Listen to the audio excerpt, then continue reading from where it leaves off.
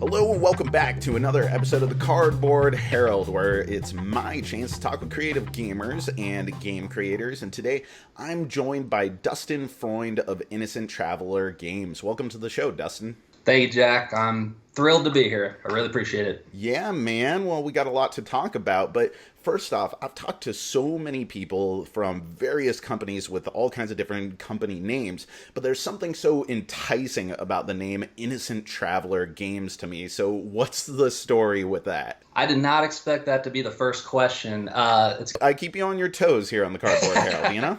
It's awesome, man. Back in high school, my friend and I started an electronic group, if you will. So we just made a bunch of electronic music together. We were known as a Trap for Two. And the album that we were creating was going to be called Innocent Travelers. So a Trap for Two was the name, Innocent Travelers. That's a full sentence. Where that sentence came from, a Trap for Two Innocent Travelers, was a Wizard of Oz poster in my friend's basement. And it said, "The Wicked Witch of the West sets a trap for two innocent travelers." And it has Dorothy and I think the Tin Man up there. So we're like, how cool is that? A trap for two innocent travelers, Innocent Traveler Games. Let's go. That's perfect, man. And hey, that's a little bit different than my high school experience. We were playing around with some digital stuff, but we didn't have a big electronic presence in our school. So what were some of your influences that you were like, man, we got to start making some EDM like these guys? Awesome question again. I'm really excited to be talking about this. So I was born in '82, so I'm 37 years old, and in high school, I discovered Aphex Twin. I just randomly happened to be wearing the Aphex Twin logo, and this guy is a creative genius and very inspirational to me in a lot of ways. So, I'd say back in high school, I was kind of searching for my identity. Who am I? What am I good at? I was okay at sports. I was okay at some things, okay at writing. And for whatever reason, I started gravitating towards electronic music. I was like, let's give it a shot. So, so I just fell in love with Aphex Twin and Square Pusher, Plaid, Boards of Canada, all those guys, and just tried to start recreating some of that stuff myself and fell in love with it. And I think that's what kind of made me fall in love with just being creative. And that's where we're at today. So the electronic career, I realized it was fun. It was a hobby. I cherished those days. But I knew it was, kind of a thing that was just a fun period in my life. And there were lots of other artists that could do it better with better equipment and all that stuff. So I left it to them and I moved on in some way to board games. Yeah, which you're doing now. You have Ghosts Betwixt. Tell the audience about this game if they're not familiar with the recent Kickstarter or the upcoming Kickstarter with this. How would you kind of consolidate the concept of this game? The Ghost Betwixt is it's a beast. There's a lot. There's a lot going on here. Yes, our first Kickstarter will just address this. I believe July 16th is when it launched. The best way I can explain it was the Ghost Betwixt Kickstarter 1 was the full story, and I'll talk more about the story of this game because it really is a story first and foremost with a board game wrapped around it.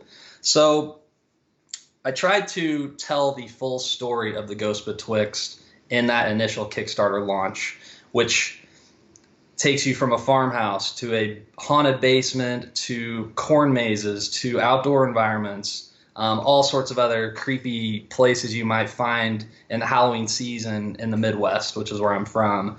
So I tried to tell this full story that takes you across all these different locations. To explore all those locations requires a lot of map tiles.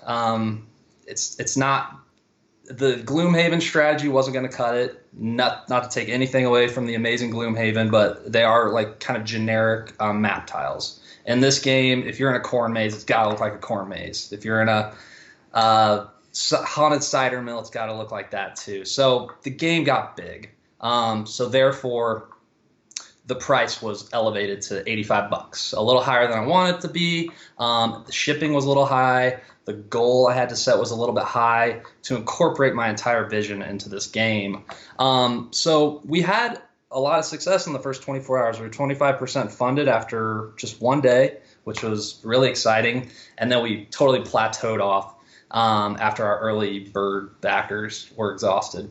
So what we got a lot of positive feedback on, a lot of positive comments. The only really negative comments we got was on that price. So we decided to cancel it for now, look at our costs, what can we do. So what we're going to do now is, I hate to use the word split the game, but we're essentially splitting the story and some of the components to make it more accessible to somebody that doesn't want to invest, quite that much in a game, which I totally understand. So what we're doing is, like I said, splitting the game, and this Ghost Betwixt Part 1 is going to be the first half of the environments. And what I would say is we're going to more responsibly use those components and build more missions and additional story with those initial components. So it's still going to be a full game, a full experience, but the story is going to continue into Part 2 at a later date. And it's a 1 to 4 player, fully cooperative dungeon crawler type game, right? Like if we're distilling it just down into the most basic of labels, that's what we're looking at. You move characters around, you have abilities, there's going to be a campaign where you're carrying things over from one mission to the next, and this is a story set in the Midwest with hopefully lots of spooky locations. So the Ghost Betwixt is a story set in the 1990s. This is like you said, a cooperative dice rolling dungeon crawler. And the best way I can put it is it's broken down into 3 main segments, if you will. So segment number 1, which to me is the most important, is the story. This is a story that I've been working on for far longer than even this game existed. I've been working on the game itself for over 3 years, the story for probably 6 or 7 years. So this is a story I've been wanting to tell for a long time, and then it evolved from a novel into a board game. I just thought it'd be more fun to, instead of read about this story, I fell in love with board games and dungeon crawlers. And I was like, wouldn't it be more fun to actually interact with this story and these locations and these family members and these monsters and find out what this mysterious Benner family is actually up to. So that's like segment 1 of what the Ghost Betwixt is. Segment 2 is, I would say, the dungeon crawling part that you mentioned. To me, dungeon crawling, a big part of dungeon crawling, why I got into dungeon crawlers, is that feeling you get when playing Diablo, if you will. You go into a mission or a level, and it's an environment, but you have no idea what's behind the next door. And what type of room? Is it going to be a hallway? Is it going to be a small room? Is it going to be a big room? Is it going to be a butcher? Yeah, is the butcher right there? What's back there? Is it treasure? Is it traps? You have no idea. So rather than making a skirmish game like you might call it Descent or Imperial Assault, which again, I love those games too. But I feel like that element of what is behind the next door and your objective. One of our objectives is to, this might sound kind of funny, but one of the objectives in one of our missions is to find a vending machine. So where you're going to spend your money to get some healing items and some new weapons. So you might find a split in the road, and you don't know if the vending machine is this way or this way. So you might run into a dead end, or you might run into it. So I really wanted that element. So dungeon crawling, that random environment where you just don't know what's coming next, and there's lots of surprises. That was important to me. And then lastly, the third segment of the game is the dice rolling component that you mentioned.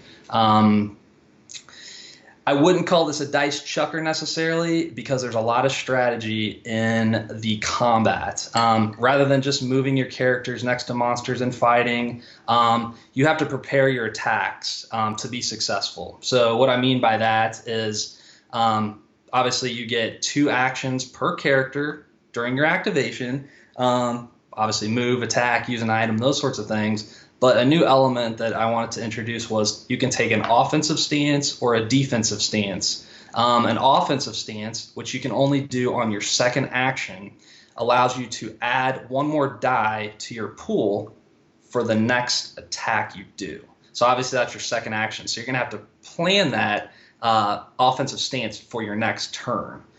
Similarly, if you take a defensive stance, you may see that a monster is about to attack one of your squishy characters, and you might want to take a defensive stance to prepare for that attack. So that component, along with you can anticipate what the monsters are going to do, but there's an element of unpredictability there. And then there's a lot of different family member talents that you have to use effectively to be successful. So there's a lot of decisions to make in the combat. That was very important to me. So in a nutshell, that's kind of what the Ghost Betwixt is. So you're sitting around, you're writing this story, and then you go, you know what, this would make a great game. I'm falling in love with these dungeon crawler things.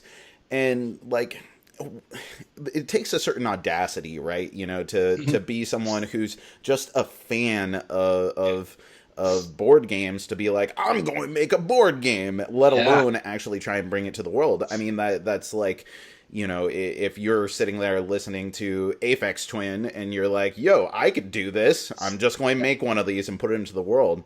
Do you think that there was something that you felt was like really compelling you to the art of board game design and the creativity involved? Was it just you needed a platform in order to tell this story? Or did you think that this was tapping into a particular skill set of you as an individual? Yeah, that's a good question. I'll tell you the exact process that happened. I'm working on this story. I'm a fan of disc golf, and a lot between disc golf and mowing my lawn and driving to and from work is where this story was concocted. So you'll see in the story it begins on a disc golf course. Where it came from, the story's going on, and I've always been a fan of video games, right? Just like pretty much everybody our age growing up. And to me, just recently, what I fell in love with when it came to video games, like we talked about Diablo and Final Fantasy I and just some of those old games, Chrono Trigger, Earthbound. The classics, the best. Yeah, just missing a little bit from today's modern games for me. I remember one day I was at the mall. I went into a toy store, game store, and I didn't know anything about board games at that point. I didn't know how cool they were. I didn't know all the different genres. I knew nothing.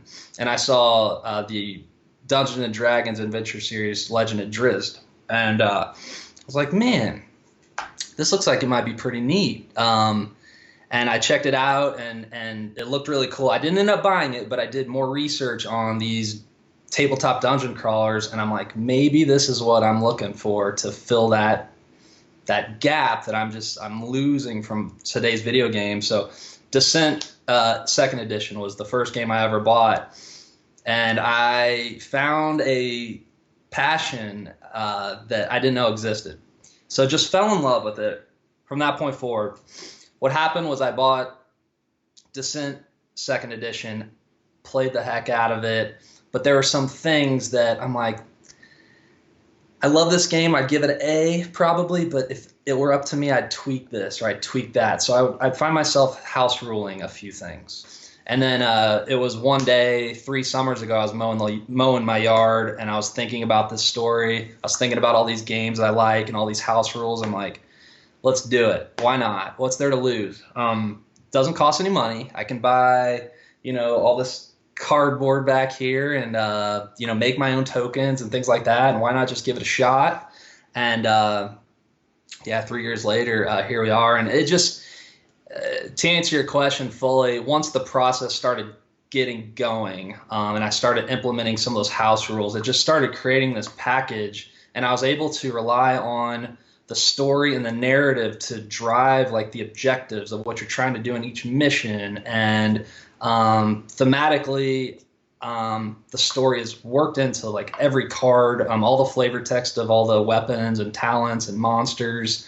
It all feeds into the story. So that story is the core of the game, and that creativity and that passion I had for the story seeped into actually creating this game. And it was learning mechanics and understanding game design.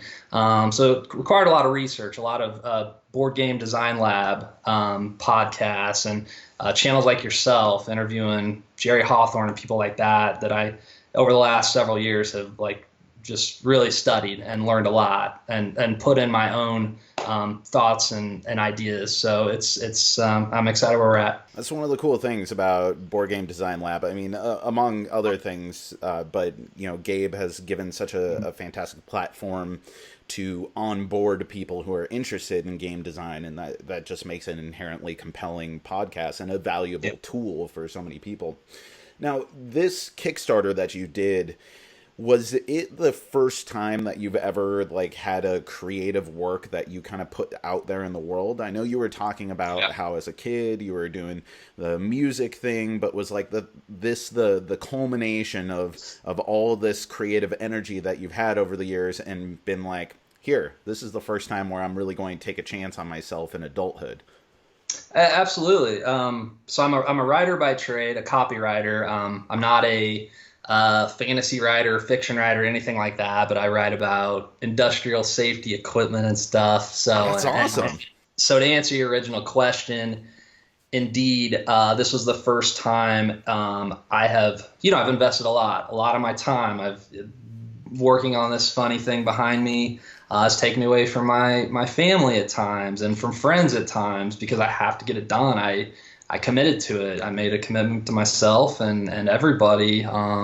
We have to get it done. So it's simple as that. So anyways, putting it out there, launching the Facebook page and trying to get more visibility on it, this and that is one thing. But going to a convention as a first-time developer is nerve-wracking. Nobody knows who I am. Nobody knows what this game is. Trying to get a group of people to sit down and play Dungeon Crawler they've never seen before is not easy. So you kind of have to convince them. But we've had some good playthroughs. But yeah, when the Kickstarter launched, I'm a spaz, and I'm looking at that thing every probably 20 seconds. And I happened to be in Seattle. I was in Seattle for business, out there by myself the day that it launched. And I'm just walking around downtown Seattle, just looking at that thing and obsessing over it. And it was really exciting and scary and emotional roller coaster. Because like I said, after that first day, it's like, yes, this is going to happen. And then second, third day, it's like, oh man, we have plateaued. What's next? But that said, I believe in this. There's a lot of people that are excited about it. It's not a mainstream IP whatsoever at this point, but my goal is I don't care if we make a penny, we reach our goal by a penny. As long as we fund and I can print this and get it into the fans, the backers' hands who have been looking forward to this for a while, that's like my number one goal. But yeah, to answer your question, very nerve-wracking, disappointing. I was disappointed for maybe 2 or 3 days. After that, I realized there's a solution. I had a great discussion with Cole, our graphic designer. He's responsible, him and Travis, for how awesome this thing looks. And Cole's like, dude, let's go back to the original idea. And I don't think I mentioned this earlier, but the original idea was to split it up into part 1 and part 2. So like I said, we're doing that, and we're confident that that's the right way to go. Just to get that price down, get that barrier to entry a little bit less, and we're confident we're gonna have success this time. And it's people like you that are gonna help us get there. So again, I appreciate you having me on. Who do you turn to in order to like stay resilient? Because like I relate to you in a lot of regards. I mean, some of the touchstones that you talked about with like video games, you mentioned Diablo earlier, Final Fantasy, Chrono Trigger. Like Chrono Trigger is probably up there in top 5 favorite games of all time. And also I was someone who played in those punk bands and those heavy metal bands in school. The closest I got to getting into any sort of electronic music was like, I don't know, we'll cover some Nine Inch Nails. A little Trent Reznor industrial worked its way in here and there. But as far as like when I started this podcast and then ultimately going into into like video work, it's such a vulnerable thing to be a creator and to put things that are earnest and representative of yourself, and especially if you were very creative in your youth and you maybe were more outgoing in your youth, and then that kind of went by the wayside, and it feels like, oh man, now I feel like I'm 15 again and putting this out there. And that vulnerability means that you have to turn to someone who's really confident in you, who lifts you up when you're like, man, am I terrible? Like, am I just shit? Like, come on, someone help me get some perspective here. And fortunately, if you have a good support network, you got a spouse or a partner or friends or parents or someone who just have something that they can say to lift you up, to give you that confidence to carry on and stay resilient, and actually stand back up and say, no, it didn't work the first time, let's try something else because I know I have something to say. So who is that support network for you? Easy. Great question, but easy answer. It's my dad. He's been there the whole time, ever since I started this silly, crazy idea. He believed in me, and I feel like he was just right there. He knows nothing about board games, absolutely nothing, but he has listened to every single little thing I have to say and tried to understand, and he does. I mean, he doesn't just hear me, he really does listen. So whether it's driving out to the casino with him, or, driving to Columbia, Missouri to help my sister move. He's always asking about it. He's always encouraging me. And so just his support has built this confidence that I knew this was the right way. And, there's been times where he's financially supported me too, to build the prototypes that we have. We have 6 prototypes out there floating around the country right now. Getting preview videos and things, and he helped me print those. So yeah, for as much support as my friends and family and the fellas helping me work on this artistically, above all, my dad is just always there to offer anything he can. So yeah, it's been awesome, him being a part of this, and I don't know if I would have gone through with it and committed to it if he wouldn't have been there. Well, we talk about a lot of squishy things here, but we can get back to brass tacks with board games, and in this case, Ghost Betwixt. So as you're preparing for this Kickstarter, like, what's the game plan? You've already talked about like what some of the changes mechanically are, but like, what things are you immediately going to be doing differently in preparation, in how you structure your page? Like, what are some of those really important decisions that you are bringing newfound wisdom to? Like I said, reliably use the components. Going into this game, I think the first thing I said on this was that the game is a beast. I mean, it was just huge, full of ideas, full of hundreds of weapons and monsters and this and that, and it was a little unwieldy. So I would say, as a first-time developer, that's been a hurdle I've had to get over. Is it's okay to have a little fantasy flight, if you will, to where they do such a great job of packing so much gameplay into.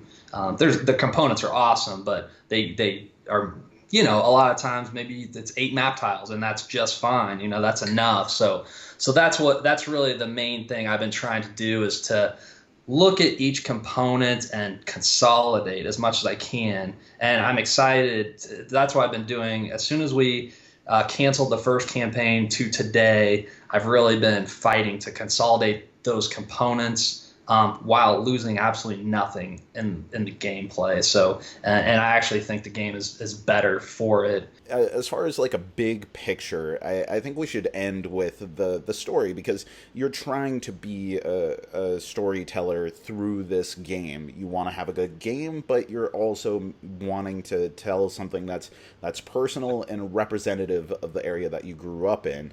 Mm-hmm. And there's not a lot of games that are coming out that are set in the Midwest in spooky cornfields and cider mills. So can you tell me from your perspective, like, what is so unique and touching about this setting that you hope people will discover? I could tell you the prologue of the story, but I think instead of doing that, just kind of summarizing, yeah, this is a game about a family saving their child, their brother, from this creepy environment. So it's putting everyday people into an extraordinary situation, and I think we can all identify with that.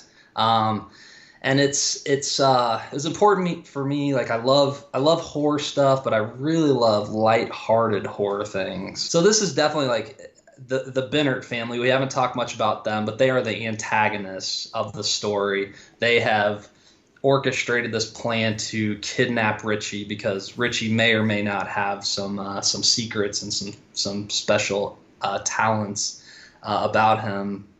But so I would equate the Bennett family to the Burbs. If you've seen the movie The Burbs, yep. So it's fun, it's lighthearted, but it's spooky. It's just a great mix. It's just that perfect tone. So that's absolutely what we're going for here. So I would just say, to sum it up, it's this family searching for Richie, and they're going through familiar environments. Like I said, it begins in the Bennett's farmhouse. So they literally they tried calling the police. You'll read that in the story. They tried calling the police. For whatever reason, the police did not answer their phone. And I promise that's not a dead end of the story. There's a reason for that. So they have to take matters into their own hands. So they speed off to the Bennett's property, which during Halloween, I need to say this, doubles as a haunted house. The Bennetts set up this creepy haunted house on their property. Of course they did.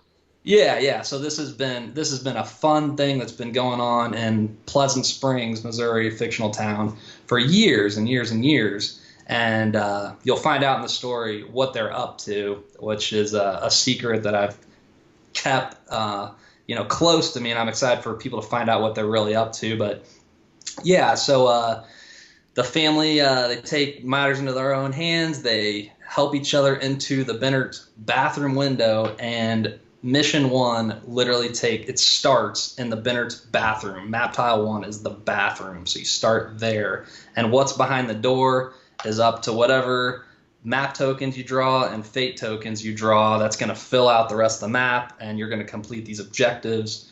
And mission 1 is going to lead you to the next step of finding Richie. So that's in a sense what the game is about, and I would say it's surprise after surprise after surprise. For me, I just love surprises, whether it's in movies or video games or board games. So there's a ton of storyline surprises. There's a ton of unlockables. There's a secret character that I haven't told anybody that you're going to find, and he or she's going to become a part of the group, playable characters. So that's a little bit about what people will find in the Ghost Betwixt.